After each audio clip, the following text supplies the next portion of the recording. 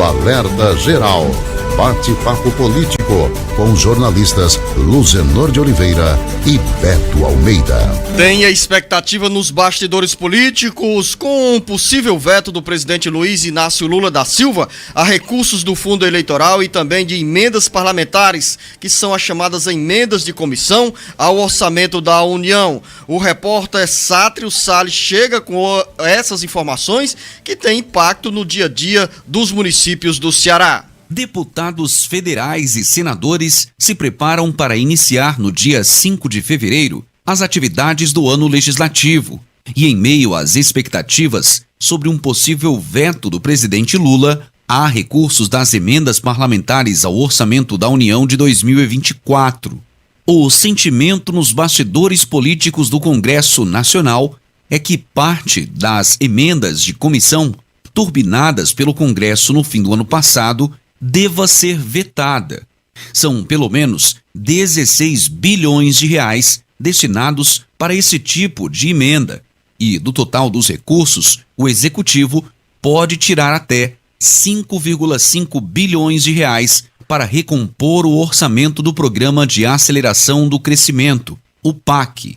Segundo integrantes do Palácio do Planalto, como registrou neste domingo uma reportagem do jornal O Globo, o veto ao trecho do orçamento da União será necessário para recompor gastos considerados fundamentais. A ideia seria evitar desfalques em programas como o Auxílio Gás, algumas bolsas de ensino superior e atividades da Polícia Federal.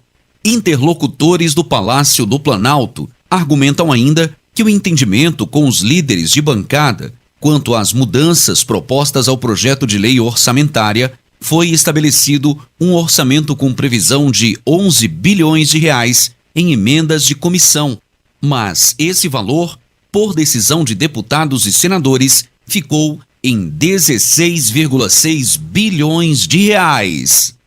Com informações dos bastidores políticos, Sátiro Salles. A decisão sobre o fundo eleitoral e sobre essas emendas parlamentares, especialmente as emendas de comissão ao orçamento da União, o jornalista Beto Almeida, essas decisões saem agora pela manhã, porque o presidente Luiz Inácio Lula da Silva, em cerimônia no Palácio do Planalto, vai sancionar a lei orçamentária de 2024, com expectativas sobre vetos a alguns pontos. Vetos que poderão aproximar, distanciar alguns parlamentares, líderes partidários do Palácio do Planalto, porque os deputados federais e senadores não querem abrir mão dos recursos das emendas parlamentares, principalmente no ano de 2024, ano de eleições.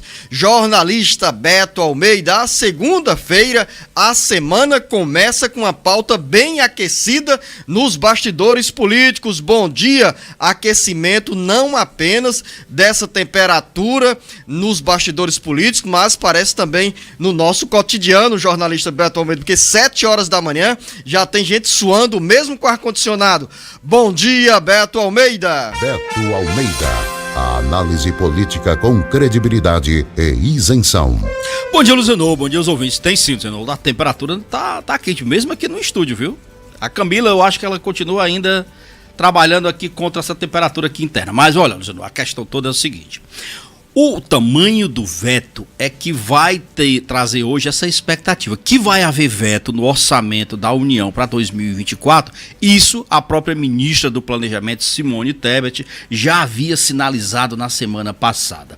Claro que a preocupação do governo aí é exatamente em saber ou dar o corte certo para não irritar ainda mais a base aliada, os partidos do Centrão, porque você e os nossos ouvintes estão lembrados que lá na LDO, por exemplo, o presidente Lula também já havia vetado aquela história do calendário de pagamentos das emendas. Você está lembrado que foi uma das propostas que foi colocada na Lei de Diretrizes Orçamentárias, onde o governo teria que cumprir um calendário de pagamentos para a liberação das emendas parlamentares. E isso teria que acontecer até o primeiro semestre deste ano. O presidente Lula vetou, e isso irritou bastante a bancada que hoje está aliada ao governo. Só que tem um detalhezinho aí nessa história que a gente tem que compreender, Zeno. O orçamento da União hoje ele está praticamente todo carimbado, ou seja, tem toda destinação certa e obrigatória. Então fica uma margem de manobra aí muito pequena para o governo do presidente Lula. O que ele quer, Luciano? Ele quer encontrar um meio aí de fazer um veto parcial.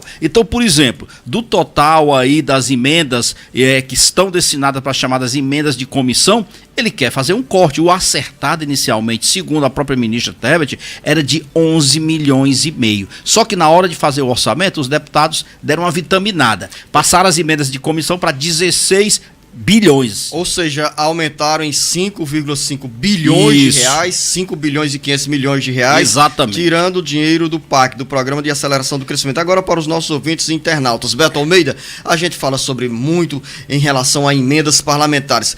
O que nós temos? O que significa a emenda de comissão? Porque temos a emenda individual, que é apresentada por cada deputado federal e cada senador, que é impositiva. Temos as emendas impositivas de bancada, que são apresentadas pelo conjunto das bancadas de cada estado, e temos também emendas de comissão. Lá atrás tínhamos as emendas ao orçamento secreto, agora temos essa emenda de comissão.